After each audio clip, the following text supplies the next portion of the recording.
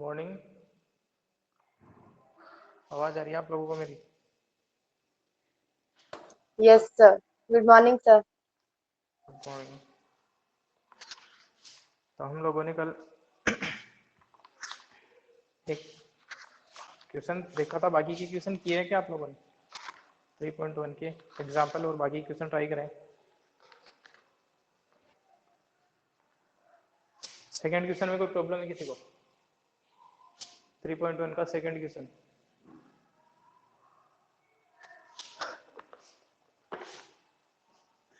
का second question try किया करो तुम लोग।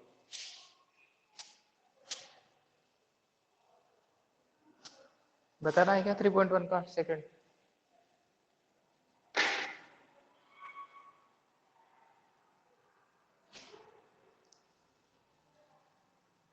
देखो 3.1 का सेकंड क्या बोल रहा है?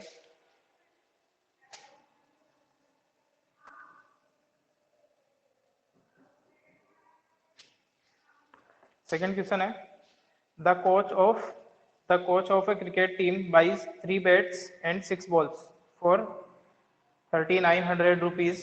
Later she buys another bat and 3 balls. एक बैट और 3 बॉल फिर से खरीदता है of the same kind for 1300 rupees. Represent this situation algebraically and geometrically. Algebraically मतलब इक्वेशन बनानी है, geometrically मतलब इसका ग्राफ बनाना है। ठीक है ना। कंडीशन दे रखी है आपको। स्टार्टिंग में बोला है कि जो कोच है क्रिकेट टीम का, वो 3 बैट और 6 बॉल कितने रुपए में खरीदता है? कितने रुपए दे रखे हैं बोलो? 3900। हाँ 3900 रुपीज, और उसके बाद में एक बैट और 3 बॉल और खरीदता है, उनके लगते हैं उसको 1300 या 1300 रुपीज। इसको 1300। इक्वेशन के रूप में तो अपन ये मान लेते हैं कि 1 बैट की जो प्राइस है वो x रुपीज है और 1 बॉल की जो प्राइस है वो y रुपीज है। उसके अकॉर्डिंग फिर इक्वेशन बन जाएगी अपनी। ठीक है ना। लेट सेकंड क्वेश्चन जो है ट्राई किया करो क्वेश्चन को। अगर एग्जांपल किए होते तुम लोगों ने तो इसमें कोई प्रॉब्लम ही नहीं आती ना। Let price of a bat, price of 1 bat equal to x rupees and price of 1 ball equal to y rupees. ठीक है ना। x रुपीज और y रुपीज प्राइस है।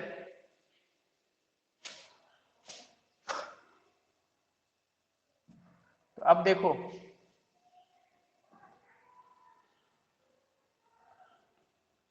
Since total cost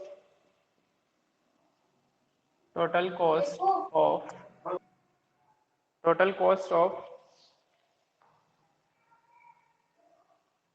3 bat and 6 balls, total cost of 3 bats and 6 balls equals to how much rupees? 3900 rupees। ठीक है ना। तो इसका मतलब ये हो गया। सो इसको अपन बोल सकते हैं, देखो 3 बेट है और एक बेट की प्राइस अपन ने कितनी मानी है? x rupees. तो 3 बेट की कितनी हो जाएगी? 3 बेट की कितनी हो जाएगी? 3x रुपीज हो जाएगी, प्लस और 6 बॉल की कितनी हो जाएगी? सिंपल है बिल्कुल, 6y 6y। और टोटल कितना है? 3900। Equals to 3900। ठीक है। इक्वेशन नंबर 1 ऐसे बन जाएगी। इसी तरीके से सेकंड कंडीशन दे रखी है, सिंस टोटल कॉस्ट ऑफ 1 बेट है ना, अनदर बेट मतलब 1 बेट और खरीदा उसने, 1 बेट एंड 3 बॉल्स इक्वल टू कितने दे रखे? 1900। 300। सही है ना। 300। सर 1300 है। 1300 है क्या? चलो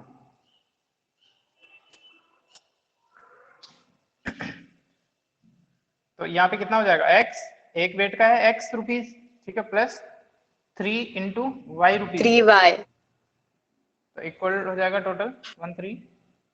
1300.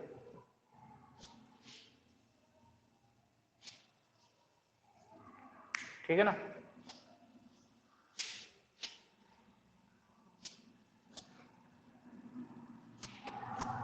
दो इक्वेशन आ गई. ग्राफ बनाना है इनका. ग्राफ बनाने के लिए यहाँ पे आपको थोड़ा स्केल भी एडजस्ट करनी पड़ेगी, इसलिए एक बता देता हूँ. स्केल भी आपको लेनी पड़ेगी और ग्राफ थोड़ा अलग तरीके से. तो ये तो हो गया एल्जेब्रिकल रिप्रेजेंटेशन, इक्वेशन बना दी अपन. अब ग्राफिकल मेथड की तरफ अपन जा रहे हैं. तो फ्रॉम इक्वेशन वन ये वैसे पूरा जो है वो 3 से कैंसिल हो जाएगा. ये पूरा 3 से कैंसिल हो रहा है ना. Yes, sir. Yes, sir. ठीक है. तो इस इक्वेशन को आप ये भी लिख सकते हो. 3 से डिवाइड कर दिया है पूरी इक्वेशन को. तो ये हो जाएगा x प्लस 2y. ये हो जाएगा 1300. सॉरी 00. ठीक है ना. ये हो गई अपनी इक्वेशन 1. तो यहाँ से मेरे को पॉइंट निकालने हैं. तो ये आ जाएगा 1300 माइनस 2y. इसकी वैल्यूज अपनी मर्जी से पुट करनी है और 3 वैल्यूज निकालनी है.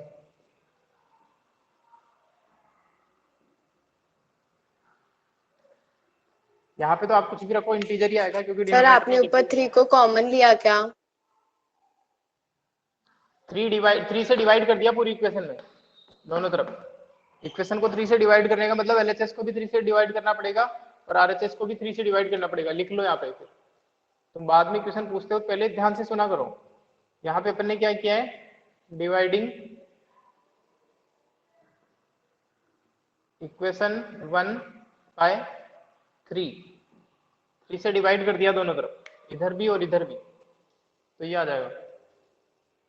यहाँ पे अब कुछ भी लिखोगे y की जगह तो हमेशा कोई भी नंबर रखोगे तो हमेशा आपका इंटीजर ही आएगा. कुछ भी मतलब इंटीजर रखोगे तो है ना, ऑब्वियसली.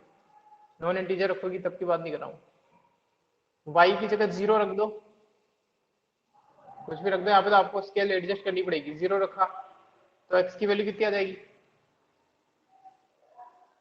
बोलो. y की जगह 0 रखोगे तो x की वैल्यू कितनी आएगी? 1300. 100.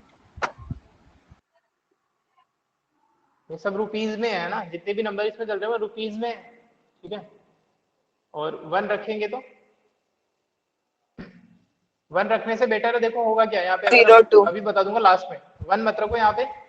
1 मत रखो. इस तरीके के नंबर रखो ताकि यहाँ पे 100 में चले. देखो अपन जब स्केल लेंगे ना, सर अभी जैसे अपन 1300 scale लिए. बहुत ज्यादा हो गया ना x की वैल्यू. हाँ रुको. हाँ वही बता रहा हूँ. x की वैल्यू 1300 ज्यादा हो जाएगी. लेकिन अब जो अपन ग्राफ स्केल मेजर करेंगे ना तो अपन लिख देंगे ऑन एक्स एक्सिस. बता दूंगा अभी. On x axis 1 centimetre equal to 100 rupees. 100 rupees. तो अब होगा क्या, ये जो आप 1 सेंटीमीटर का कॉलम कर रहे हो इसको 100 करोगे, 100 रुपीज.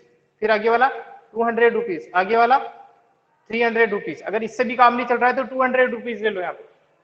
ठीक है ना भाई. 1300 का मल्टीपल आ रहा है और 13 लाइन भी अपने को नहीं मिलेगी, जो कि नहीं मिलेगी. तो यहाँ पे क्या कर सकते हैं अपन, 200 रुपीज लो. तो यहाँ पे जो स्केल आएगी वो आ जाएगी 200, 400, 500, 600 इस तरीके से.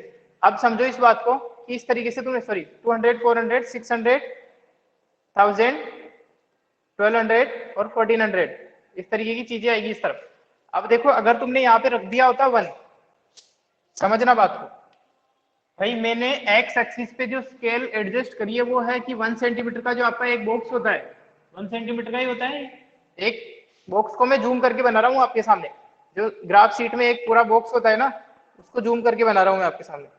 इस तरीके का एक बॉक्स होता है जिसकी पूरी लेंथ कितनी होती है 1 सेंटीमीटर और हाइट भी कितनी होती है 1 सेंटीमीटर. ये जो बॉक्स होता है ना आपके सामने यहाँ पे इस तरीके से कई सारे बॉक्स बने हुए रहते हैं, इनमें छोटी छोटी और रहती है. अरे आ रही बात समझ में? ऐसे ही बनी होती है graph sheet. Yes, sir. Yes, sir. तो इसको एक बॉक्स को जो 1 सेंटीमीटर का जो बॉक्स होता है इसको मैंने जूम करके बना दिया है. ठीक है ना. यहाँ पे तो इसमें जो लाइन होती है हर एक बॉक्स में तुम काउंट करोगे तो 10 लाइन होगी. यहाँ पे यहाँ से स्टार्ट करना है ना, इसको काउंट नहीं करना है. 0 होगी ये हो जाएगी 1, ये हो जाएगी 2, 3, 4, 5, 6, 7, 8, 9, 10, ठीक है ना। 0, 1, 2, 3, 4, 5, 6, 7, 8, 9, 10, कितना हो गया 1 सेंटीमीटर। और 1 Yes, sir. 1 mm 10 mm equal to होता है 1 सेंटीमीटर, 10 मिलीमीटर इक्वल टू होता है 1 सेंटीमीटर, पता है? अगर नहीं पता है तो Yes, sir. अच्छे ध्यान रखना, 10 मिलीमीटर इक्वल टू होता है 1 सेंटीमीटर। तो इसका मतलब ये कितने हैं, देखो यहाँ से 1, फिर आगे 2, फिर 3, 4, 5, 6, 7, 8, 9, 10, इसका मतलब 10 mm है। ये पूरा कितना है 1 सेंटीमीटर इक्वल टू 10 मिलीमीटर है। तो ये हर जो छोटा छोटा लाइन बन रही है ये कितने कितने mm की है, बोलो जल्दी। 10. 1 mm की। 1 1 mm. mm की है ना।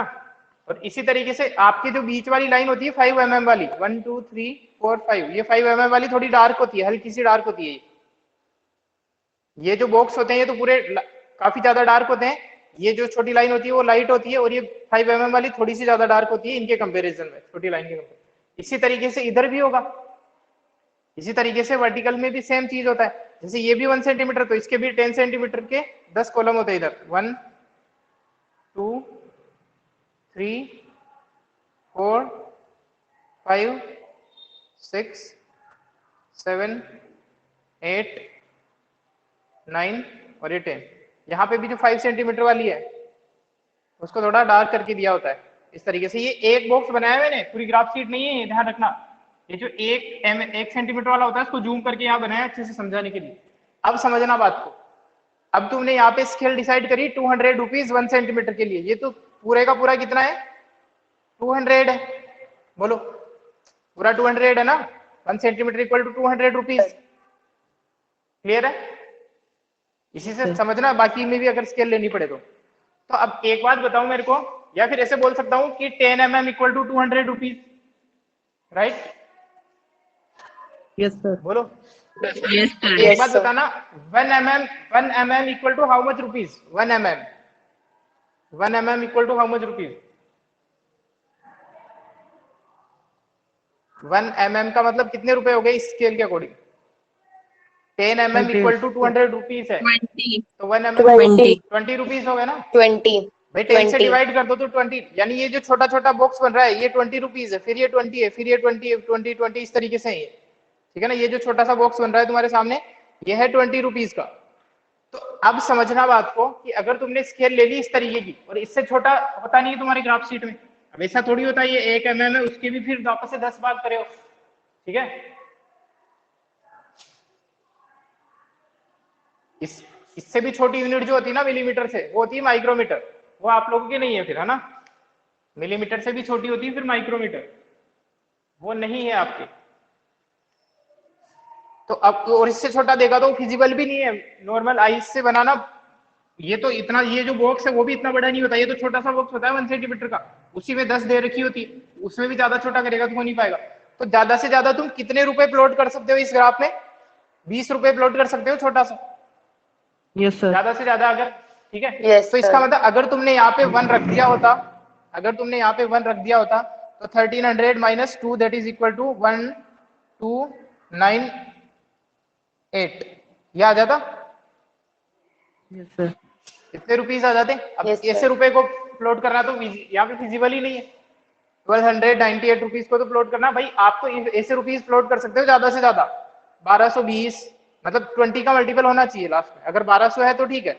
जैसे अगर मेरे को ये प्लॉट करना है 1220, तो कैसे प्लॉट करूंगा? 1200 तो कंप्लीट मिल जाएंगे, ये रहे 1200, ठीक है। इसके बाद मेरे को पता है कि हर एक जो छोटा छोटा लाइन होती है वो 20-20 की होती है, तो इसके पास में जो छोटी सी लाइन होगी वहां पे प्लॉट कर दूंगा, ठीक है। ऐसे प्लॉट कर सकते हो, समझना Yes, बात sir. को। और इसको प्लॉट करना बिल्कुल भी फिजिबल नहीं होगा, लेकिन मैं इससे भी बच जाऊंगा। मैं क्या करूंगा, मैं 100 का ही मल्टीपल लूंगा, मैं वैल्यूज यहाँ पे y की इस तरीके की रखूंगा, क्योंकि मैं स्केल डिसाइड कर रहा हूँ तो x में डिसाइड कर रहे हो तो y में भी स्केल एडजस्ट कर देंगे। तो ऐसा करेंगे अपन, जो y की वैल्यूज रखेंगे वो ऐसी रखेंगे कि जो आपका रिजल्ट आए ना वो 100 का मल्टीपल आए। भाई 100 का मल्टीपल इजी है आपके लिए, डायरेक्ट आपको पता है ये 200 है, Yes, तो sir. 100 रुपीज कहाँ मिलेंगे? यहाँ पे मिल जाएंगे आधी लाइन पे, आधे बॉक्स पे 100 यस रुपीज। सर। भाई ये अगर 200 है तो यहाँ पे आधे में 100, फिर ये 200 से 400 के बीच में आधे में 300, यहाँ पे 500, वो भी मिल जाएंगे आपको। आ रही बात समझ में? Yes sir. ठीक है ना? तब y की वैल्यू 100 रख दो। हाँ, तो y की वैल्यूज अपन ऐसे रखेंगे 100, 200, ठीक है ना, इस तरीके की वैल्यूज रखेंगे ताकि अपने पास जो वैल्यू है वो 100 का मल्टीपल आए। आई बात समझ में? और कल परी है क्या क्लास में, पूछ रही थी कि फ्रैक्शन को कैसे रिप्रेजेंट करते हैं। जो फ्रैक्शन होते हैं, अगर मान लो, वैसे तो मैंने कहा था कि एक्स वाई की वैल्यूज ऐसी लेनी है तुम्हें किसी भी क्वेश्चन के लिए कि इंटीजर आए, ठीक है, इंटीजर आए ऐसी लेनी है। ये नहीं कहा था कि मैंने इंटीजर ही आएगी, मैंने कहा था तुम्हारे कन्वीनियंस के लिए। अब समझो, मान लो यहाँ पे स्केल नहीं होती, किसी और क्वेश्चन की बात करते हैं, यहाँ पे जो है 1 सेंटीमीटर इक्वल टू 1 यूनिट ही होता, यानी ये पूरा पूरा 1 यूनिट है, 1 यूनिट है ना। अगर तुम्हें प्लॉट करना है 1.5, तो 1.5 कैसे प्लॉट करोगे? 1 सेंटीमीटर तो पूरा, ठीक है, 1 सेंटीमीटर तो पूरा, और 0.5 जाना है, तो ये छोटे छोटे बॉक्स चल जाना, 1 2 3 4 5, तो यहाँ पे आपको मिल जाएगी 1.5, ठीक है ना। अगर आपको प्लॉट करना है 1.2, तो इसका क्या मतलब हुआ? 1 सेंटीमीटर तो पूरा, फिर इसके बाद में छोटे छोटे कॉलम देखना, 1 2, इस तरीके से हो जाएगा 1.2। इस तरीके से मिलती है फ्रैक्शन वैल्यू, ठीक है ना। लेकिन आपको लेनी है इंटीजर, ऐसी वैल्यूज ही लेनी है जो इंटीजर ही आ जाए। और इसमें भी फिर ऐसा नहीं कि हर कुछ ही प्लॉट कर लोगे, 1.33 प्लॉट करना है तो ये नहीं कर पाओगे फिर इतना, क्योंकि इसमें बिल्कुल छोटे कॉलम नहीं दे रखे हैं, दे भी रखे होते तो तुम आंखों से देख ही नहीं पाते। ये तो ये जो है ये भी काफी बड़ा बनाया आपने, 1 सेंटीमीटर का इतना बड़ा होता ही नहीं है, एक्चुअल में इतना सा होता है। 1 सेंटीमीटर का जो है वो इतना सा बॉक्स होगा, इसके अंदर 10 लाइन होगी, ऐसे 10 लाइन होगी, और फिर इसमें जो 1 सेंटीमीटर 1 mm को और छोटा क्या करता फिर वो, ठीक है ना। तो आपको कौन से क्वेश्चन में स्केल लेनी है, कौन से में नहीं लेनी, वो आपको डिसाइड करना पड़ेगा। ऐसे पता चलता है कि भाई आंसर बड़े बड़े आ रहे हैं तो स्केल, और किस तरह की स्केल लेनी है वो भी आप लोग डिसाइड करोगे। इस चीज को देख लेना, इसको नोट नहीं करना है, वीडियो को रेफर कर लेना, कभी भी हमेशा अवेलेबल रहेगी। अब आते क्वेश्चन पे, इसको नोट नहीं करना है, जो चीज वहां बताई थी उसके लिए वीडियो को रेफर कर लेना आप कभी भी। तो y की वैल्यू, अगली वैल्यू कौन सी रख दूं मैं? 100 रख दूं? 100। Yes sir. ठीक है, कितना आएगा 100 रखने x की वैल्यू 1 1 1 100। 1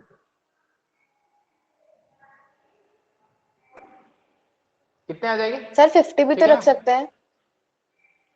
50 भी रख सकते हो, कोई प्रॉब्लम नहीं है, लेकिन अरे यार वही बात होगी, फिर 50 रखोगे तो 1200 आ जाएंगे। वैसे रख लो, कोई प्रॉब्लम नहीं है, लेकिन ठीक है ना, 50 रख सकते हो, छोड़ो। इसके बाद में 200 रख देता हूँ ताकि इससे बड़ी नहीं जाए, इससे छोटी रहे वैल्यूज, है ना। वैसे ही 13 प्लॉट करना पड़ेगा अपने को अगर, ठीक है। 900। 200 पे कितना रहा है? 900 रहा है, बहुत है। तो इनको प्लॉट करते हैं, इसका स्क्रीनशॉट ले लो, फिर इस ग्राफ को प्लॉट करते हैं।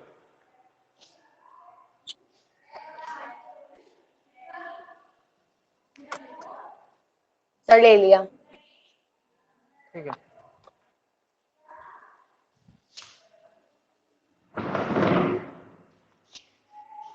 जिन बच्चों को नहीं समझ में आया ग्राफ का कंसेप्ट, वो वापस से वीडियो रेफर करें, बिल्कुल सही से समझा है। और फिर भी नहीं समझ में आया तो स्कूल में ग्राफ शीट लेके आना, फिर समझाऊंगा। वैसे नॉलेज होनी चाहिए आप लोगों की, ऐसा तो नहीं है कि पहली बार ही ग्राफ शीट देखी होगी। सर जो एग्जाम्पल्स है ना, उनमें कोरे मतलब ऐसे 2 ही बता रखे हैं, अपन तो 3 करते हैं और उनमें कोरे 2 ही बता रखे हैं, तो 2 करने हैं या 3 करने हैं? बताया था मैंने, है ना। अगर 3 जो अपन लेते हैं वो लेते हैं सेफ जाने के लिए, है ना। देखो होता क्या है, मान लो बाई मिस्टेक अपने जो 3 पॉइंट निकले ना वो गलत निकल गए, एक पॉइंट कोई भी गलत निकल गया, तो उस कंडीशन में वैसे तो 3 पॉइंट होने चाहिए एक स्ट्रेट लाइन पे, ठीक है ना। लेकिन मान लो मैंने 3 पॉइंट निकाले और Yes, कुछ sir. इस तरीके से आ गए पॉइंट, एक पॉइंट यहाँ पे आ गया, तो मेरे को पता चल जाएगा यार मैंने कहीं ना कहीं गलती करी है, ठीक है ना। भाई ये स्ट्रेट लाइन में नहीं आ रहे तीनों पॉइंट, तो गलती का पता अपने को वही चल जाएगा। अगर आपको कॉन्फिडेंट हो आप लोग, ठीक है, कि मैं जो निकाल रहा हूँ 100% ट्रू है ही है, तो आप 2 पॉइंट निकालोगे। 2 पॉइंट सफिशियंट है, 2 पॉइंट सफिशियंट है, बताया था मैंने उस दिन भी। और 3 point safer Yes, side sir. के लिए लेते हैं अपन, ताकि मिस्टेक होने के चांस नहीं रहे, सेफ देखने के लिए। ठीक है ना, तो 3 पॉइंट निकालने में कोई प्रॉब्लम नहीं है। ओके मैं बोलूंगा 3 निकालने के लिए, बाकी आपकी मर्जी है, 2 निकालोगे सेम मार्क्स मिलेंगे। ठीक है,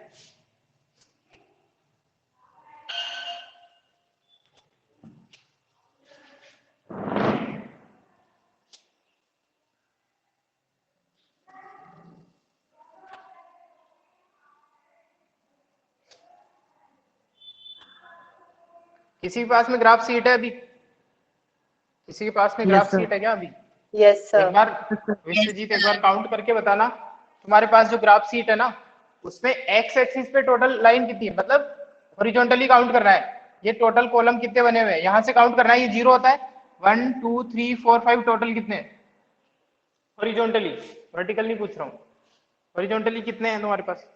Sir, हर सीट 20. में अलग अलग होते हैं, किसी में 20 होते हैं, किसी में 22 होते हैं। 20. 20 है एग्जैक्ट, है ना? इसका मतलब ये हुआ कि विश्वजीत के पास जो ग्राफ सीट है ना उसमें ऐसे 20 बने हुए हैं, 1 2 3 4 5 6 इस तरीके से।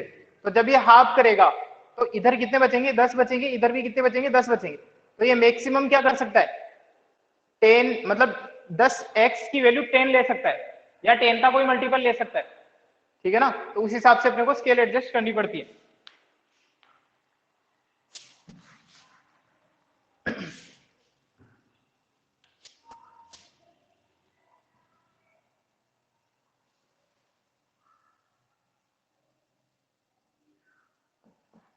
ये एक्स रेस अपन मान के चलते हैं, किसी में 20 और किसी में 22 भी हो सकते हैं। अपन ये मान के चलते हैं कि 20 है अपने, है ना, हॉरिजॉन्टल में जो है वो 20 है, लेट्स सपोज। तो यहाँ पे अपन ने क्या डिसाइड किया, चलो मैं मार्क कर देता हूँ ना, इसका मतलब इधर भी 10 रहे होंगे, इधर भी 10 रहे होंगे, तो पहले मैं मार्क कर देता हूँ 1 2 3 4 5 6 7 8 9 10। ठीक है ना, नेगेटिव की यहाँ पे जरूरत नहीं पड़ रही है, मार्क करना चाहो आपकी मर्जी है। और इधर आपको 100 200 लेने, इधर स्केल ले लेंगे अपन 100 में, 1 2 3 और इतने में काम चल जाएगा। अब समझो, मेरे को एक आपके पास में इधर है 10, ठीक है।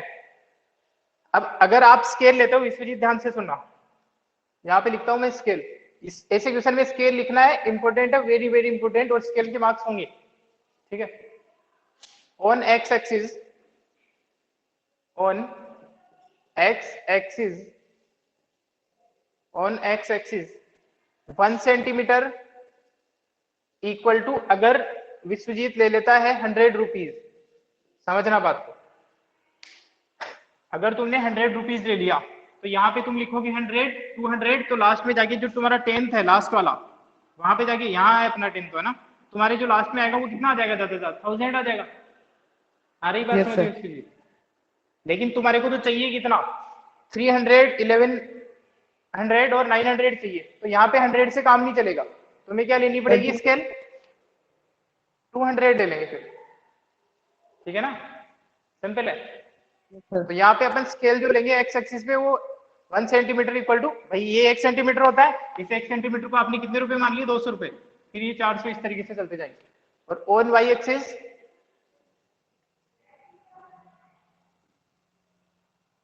1 सेंटीमीटर इक्वल टू, बताओ क्या लिखोगे, देख के बताओ किसान। 100 rupees. Sir, 100 से काम 100. चल जाएगा उधर, है ना, उधर 100 से काम चल जाएगा।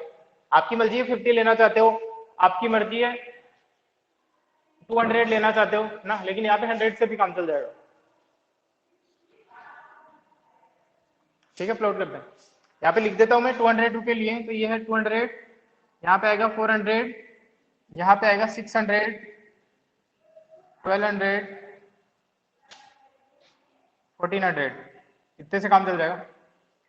अब समझना बात को, सर भाई ये बीच में पूरा का एक 800 बॉक्स होता है, होगा. सर 800 नहीं ऐड आया. कर दिया क्या? चलो ये आ गया 800।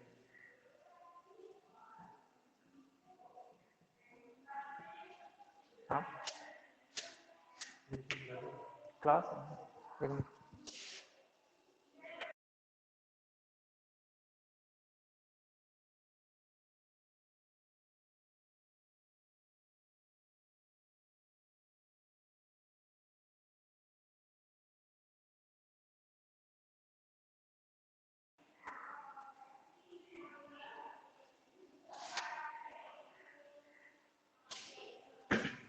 तो अब देखो, अगर मेरे को मान लो 100 प्लॉट करना होगा तो क्या करूंगा, आपका ये पूरा बॉक्स होता था 1 सेंटीमीटर का, इसमें छोटे छोटे नंबर होते हैं। तो मैंने बताया था कि यहाँ पे जो 5 वाली लाइन होती है ना, 5 सेंटीमीटर वाली, सॉरी 5 mm वाली, वो भी थोड़ी डार्क होती है, तो वो आधा हो जाएगा इसका, ये पूरे बॉक्स का आधा हो जाएगा ना वो।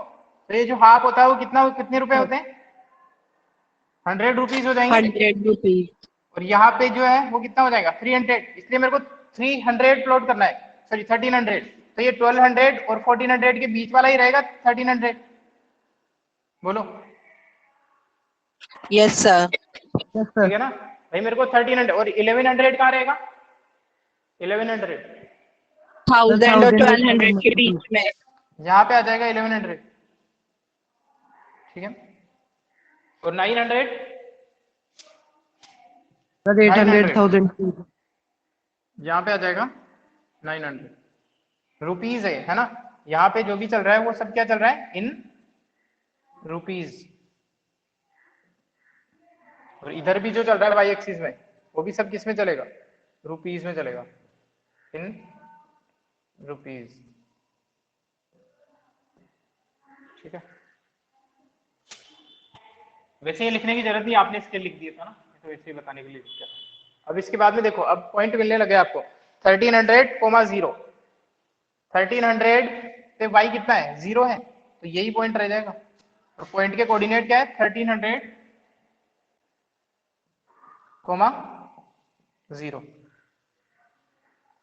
1100, 100, ये रहा 1100, और यहाँ पे कितना है 100, इधर भी लिखना भूल गया मैं, 100, 200, 300, बहुत है 200। तो यहाँ पे मिल रहा है आपको 1100 पे 100, 1100 पे 100, यहाँ पे, यहाँ का ये पॉइंट आ जाएगा आपका। और इसके कोऑर्डिनेट्स हैं 1100, 100। तीसरा आप कर लेना प्लॉट, क्योंकि अगर मैं 3 भी आप प्लॉट करूंगा तो क्योंकि स्केल मेजर नहीं करेगी तो स्ट्रेट लाइन नहीं बनेगी, है ना। तो इस तरीके से आपकी एक स्ट्रेट लाइन बन जाएगी। एक बनी है, अभी अपने एक ही, उनमें से 2 थी वहां पे, है ना, 2 में से अपने एक ही लिए, एक इक्वेशन लिया, आपको दोनों लेके प्रॉपर ग्राफ प्लॉट करना है। 900 पे 200 है, 900 पे 200 है, यहाँ पे कहीं मिलेगा लगभग, ठीक है ना। तो इस तरीके से ये एक स्ट्रेट लाइन बननी चाहिए, ठीक है ना। और ये पॉइंट है आपका 900, 200। और यहाँ पे इक्वेशन का नाम लिख देना, इसी तरीके से दूसरी लाइन प्लॉट करना आप लोग, है ना। यहाँ पे थोड़ा चेंज था स्केल में, और आप लोग दिमाग लगाएंगे बाकी क्वेश्चन में भी स्केल कैसे एडजस्ट करते हैं, काफी लोगों को आता होगा। सेम ही देगा ना, 2 सेकंड इक्वेशन के लिए भी। हाँ, स्केल तो सेम रहेगा, सेकंड के लिए तो सेम रहेगा, एक क्वेश्चन के लिए तो सेम रहती है स्केल। अदरवाइज आप ग्राफ में अलग अलग में थोड़ी प्लॉट करना है, एक ही ग्राफ में प्लॉट करते हो तभी तो सॉल्यूशन मिलता है, तभी तो पता चलेगा लाइन इंटरसेक्ट कर रही है पैरेलल, बुला ही रहेगा।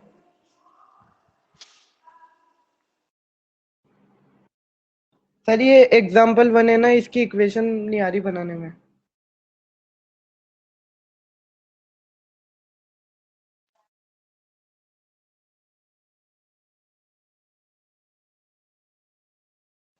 क्या बोल रहे हो? सर एग्जाम्पल 1 है ना, इसकी इक्वेशन बना के बता दो एक बार।